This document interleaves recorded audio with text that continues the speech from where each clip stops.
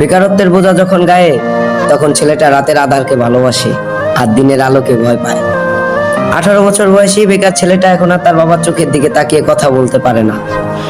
তাই তো দীর্ঘদিন একসাথে খাবারটাও খায় না। এক সময় স্বপ্ন দেখতো, আর এখন স্বপ্ন দেখায়। বাস্তবতা ধাক্কায় জীবন কতটা পরিবর্তন হয় একমাত্র 18 বছর বয়সী বেকার ছেলেটাই শিখায়। ঘরের বেকার ছেলেটা ঝোল হিসাবে বাবার শরীরের রক্ত পান করে, আর ভাত হিসাবে বাবার শরীরের মাংস চিবায়। হঠাৎ নিজের কাঁধে দায়িত্ব দেখে হতাশায় পড়ে যায়। বসন্তীকালে শারীরিক পরিবর্তন ঘটে, এটা বইয়ের মাধ্যমেই শেখা। তবে জীবন পরিবর্তনের কথা কেন বলা হয়নি? ব্যক্তিগত নিজেকে কেন বুঝতে হয়?